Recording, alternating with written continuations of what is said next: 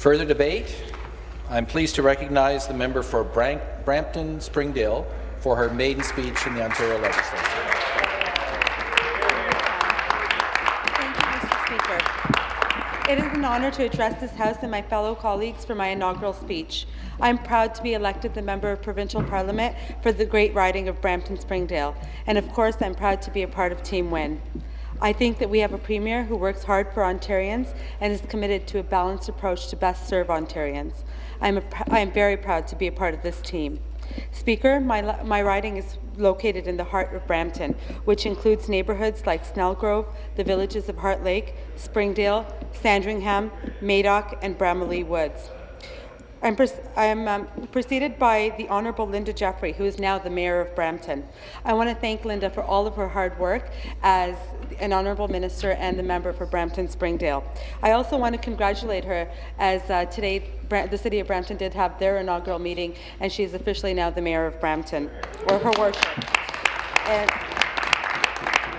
Speaker, I have taken the opportunity to offer my personal congratulations to all those who recently ran for public office in Brampton's municipal elections. As an MPP, I understand the hard work and dedication that goes into running for public office. More importantly, I recognize that these candidates put in hard work and are motivated by a desire to make a positive change in our community. I am looking forward to working with all of my local, provincial, and federal counterparts to support the City of Brampton and to support the issues that matter to us as a province. Speaker, more than 500,000 of us, people from all parts of the world and from every faith and culture, now call Brampton home, and that number is continuing to grow. Brampton is my home and has been my home for the last 18 years. I first moved to Brampton in 1996 with my family and have watched the community of Springdale around me develop. I've seen Brampton Civic Hospital develop, the local businesses flourish, and families grow. People choose Brampton for new families and new settling families for them to make it their home. Brampton is where I grew up, whether it be shopping at the Bramalea City Centre, skating at Gage Park, going to the Chinguacousy Wellness Centre, every corner of Brampton holds a special memory for me. Before coming to Queen's Park, I'm proud to say that I represented Wards 9 and 10 in the City of Brampton as a school board trustee in the public board for the Peel District School Board. As a school board trustee, I saw firsthand some of the advantages of the investments the Liberal government has made in education over the last 10 to 12 years.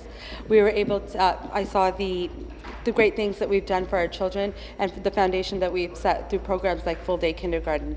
I truly did enjoy my time at the school board. The 3.5 years that I did spend at the school board were very, very special to me. It gave me an opportunity to learn and to grow as an individual. At this time, I want to thank all of my colleagues at the school board for their support.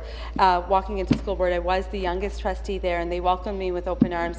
They taught me everything I needed to know. They supported me, and I want to thank the senior administration team at Peel, as well as all of my fellow trustees, especially somebody very special, Beryl Ford, who retired after 45 years of service to the Peel District School Board this year.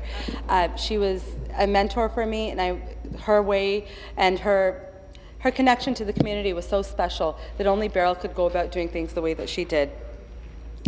I hope that I will have the same support from this House coming in as the youngest member of Provincial Parliament to Queen's Park.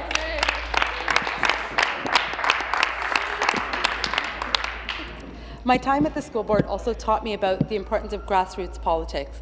It also taught me about staying connected to your community. The school board taught you that you had a BlackBerry and a laptop and you had your community. So it's just you and them. And that is something that I can move further with as an MPP, because it's given me the ability to respond to the requests of my constituents, to work with my constituents, and to really understand what's important to them.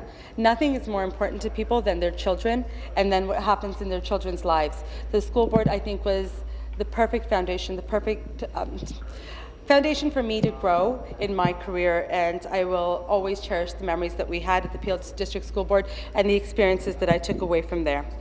I would also like to mention a few other very special people. First, I want to talk about my parents, who have supported me throughout my whole political career, where I started 4 years ago. They have always been there. They've been my backbone. They've been the structure that they've given me the ability to move forward, and to coming from a background and a culture and coming into politics, they're more than supportive. They've They are the ones that have encouraged me and stood by me. I also want to again acknowledge my colleagues at the board and the rest of my family, my cousins, my friends, who have been there for me thick and thin, who have put up with my craziness, who have listened to me yell at them and campaigned and knocked on doors and put tireless efforts into my campaign. They were all absolutely wonderful, and without them, I could not be here today. Without their encouragement, their support, and their love, I could definitely not be here today. They made this campaign one of the best experiences possible. We worked together, we worked as a team, and I always say that you are only as good as the community and the volunteers and the team that stands behind you. So thank you very much to my whole team. You guys are phenomenal. I've grown up around this team, and they've supported me right through and through, from taking that first step as a school board trustee to taking the next step to run as the Liberal candidate from Brampton-Springdale. I also, we knocked on doors, we went to GO station, we stood at GO stations in the morning, met with our commuters, visited seniors clubs, sporting organizations, small businesses in our neighborhood, and from all of them, all I understood was that when they heard what we had to say, they believed in the Liberal plan, they believed in us, and that's why Brampton-Springdale remained a Liberal riding. Speaker, my family has a special story. I come from a family of immigrants. My parents immigrated to Canada in the early 1970s. They built a home for themselves in Ontario. They worked hard, and they often tell their stories about working tirelessly to give my brother and I a better life than they were used to. My father grew up without both his parents, so it was especially important for him to provide his kids with more and to give them the compassion, the relationship piece that he didn't have. He had lost his parents at a very, very early age, and that's why he continued to support all of us. Sorry, and I'm going to go back. There's somebody else I want to thank in this House, and it's the member from Mississauga-Streesville for his support and his encouragement through the nomination process, through the election process. He has been a strong mentor and friend to me over the last few years, so I also wanted to acknowledge the member from Mississauga-Streesville.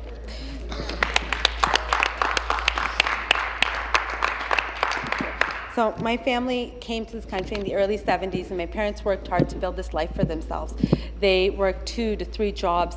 My dad had, as he says, he did a little bit of everything. He had a license in just about everything. But as an immigrant family, that's what you do until you find your niche, until you find what's right for you.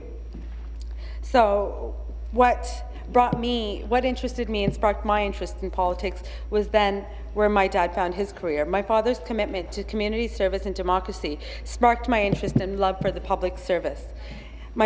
His commitment to his constituents reminds me every day that leadership is about service, that politicians are there to serve the public. This is how I got involved in politics at an early age. The exposure to politics was very important to me, as my dad was the first Turban Sikh Member of Parliament outside of India, elected in 1993 to the Federal House of Commons. My early campaign experiences with him started at 12 years old when he ran his first nomination, and those experiences were priceless. I was taught to knock on doors at a very early age and say, "Hi, I'm here on behalf of." So from there, I went on to run his campaigns, to manage the campaigns, to build a strong volunteer base, to fundraise, to do all sorts of things. And eventually it came to a point where I decided that this was something that I wanted to do. I wanted to serve the public. I wanted to follow in his footsteps, and that's what I'm going to do. My dad believed in an open door policies. This is something else that I will continue to promote in my riding of Brampton-Springdale. Speaker, I now want to talk about our government's agenda and the speech from the throne. We're moving forward with our 4-point economic plan to grow the economy and to create jobs. First, we are investing in people's skills and talents.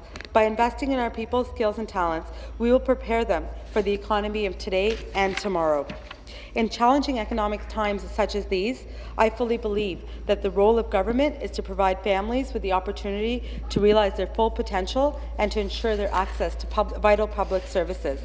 and I'm pleased that our Liberal government's progress to date includes completing the rollout of full-day kindergarten, investing in childcare modernisation, launching Experience Ontario, a 9-month paid community work and service program that allows high school graduates to gain valuable work experience before they enroll in post-secondary education or choose their career path. Again, as a school board trustee, I see the value in this program because a lot of our youth doesn't know what direction they want to take, and because they can take advantage of programs like this, they're able to make better decisions for their futures. I also extending the Ontario Youth Strategy, giving more young people a chance to gain a foothold in the job market, developing a comprehensive labour market information strategy to help job seekers, students and their families make informed decisions about their education, training and careers, and a renewed results-driven poverty reduction strategy that aims to reduce the child poverty rate by 25%. Speaker, the second priority is building modern infrastructure and transportation networks. This is one of the top issues I hear about when I meet with my constituents. That's why I'm proud that our government is making nearly $29 billion in dedicated funding available over the next 10 years for public transit, highways and other priority infrastructure projects across the province. It is investing $2.5 billion in provincial highways and bridge projects this year alone. Through the government's Moving Ontario Forward plan, we are allocating up to $15 billion right here in the Greater Toronto and Hamilton area. We are going to invest $11 billion over the next 10 years for elementary and secondary education infrastructure. And we will invest over $11.4 billion in hospital capital grants over the next 10 years. Speaker, the third priority that I'm proud to be working with my colleagues on is to create a supportive and dynamic business climate. And this is critical for a growing city like Brampton. By supporting a dynamic and innovative business climate, we will help small and medium-sized businesses grow and attract larger companies to invest and create skilled jobs in Ontario. Our industries are well positioned to take advantage of new opportunities.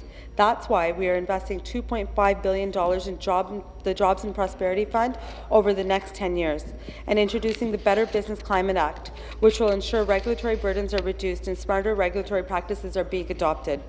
We are continuing to pursue opportunities to unlock economic value from provincial assets such as General Motors, shares, real estate properties, and ongoing review of LCBO, OPG, Hydro One, led by the Premier's Advisory Council on Government Assets. We are also developing our Growing Global Trade Strategy, which is exemplified by the Premier's recent trade mission to China, which attracted nearly $1 billion in new investments and will create more than 1,800 jobs in the province of Ontario. Speaker, we can also look at the Ontario Youth Job Strategy, which will create 30,000 jobs and has already helped 2,400 young people gain the benefit of the on-job workplace experience, introducing them to employers and offering them a head start on their future careers. Speaker, all of these initiatives will help our businesses thrive and compete in an increasingly global network of private enterprise. The fourth priority is to strengthen retirement income security for all Ontarians. By strengthening retirement income security for all Ontarians, we are ensuring that Ontarians are better able to enjoy their retirement years, helping Ontarians retire with dignity. To be clear, Ontarians' preferred solution remains an enhancement to the CPP. However, the cost of inaction is too high. That is why our government is taking the lead on introducing the Ontario Retirement Pension Plan that will offer Ontarians a secure benefit for life.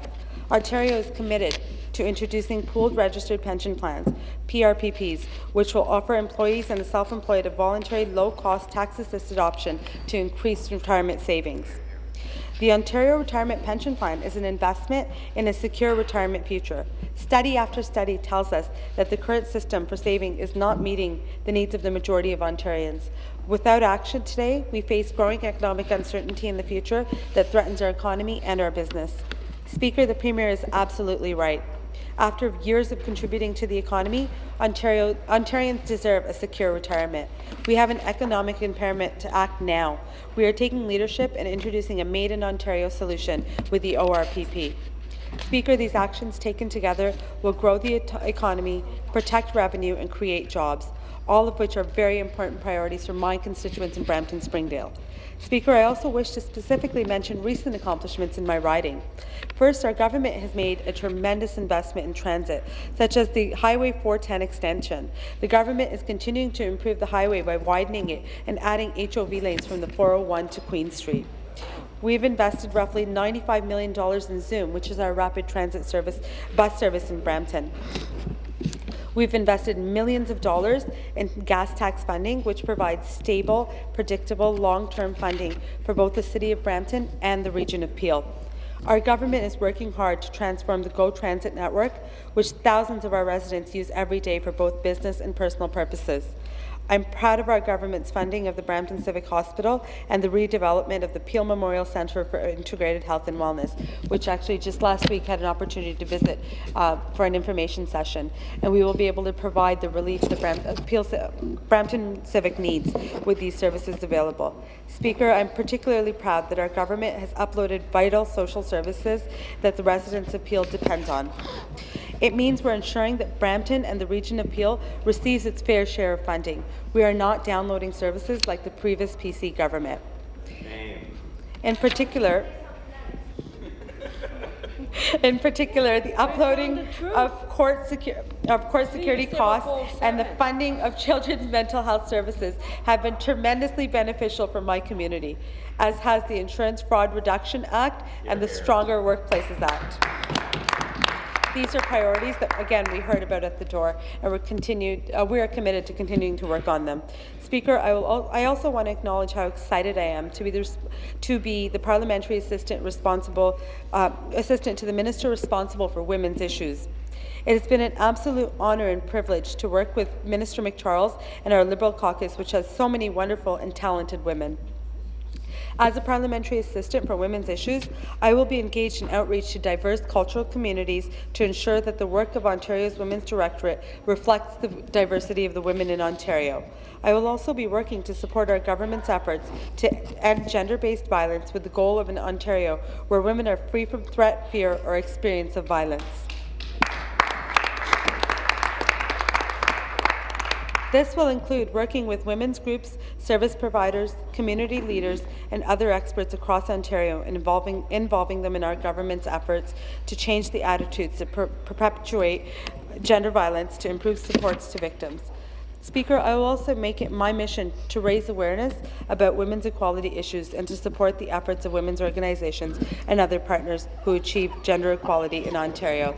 This is another issue that is very near and dear to my heart, as we've had a victim of domestic violence in our family, and we lost, my cousin lost her daughter at the young age of 22 in North Carolina when her husband brutally murdered her. And therefore, I think that we need to champion these issues. We need to build awareness. We need to work with women. We need to empower them so that they can come out and share their experiences and share their stories. It's so very important that everybody knows that they have the support that they need so that they can have a better life. And I will continue to raise that awareness in my community and in communities across the province in working with Minister McCharles. Speaker, in closing, my constituents have entrusted me to work hard and to fight on their behalf for what's important to them, and I will do my very best. I am proud of our Premier, and I am proud of our government's agenda to build Ontario up. I look forward to working with all members in this House to do the best that we can do for the people of Ontario. Thank you, Mr. Speaker.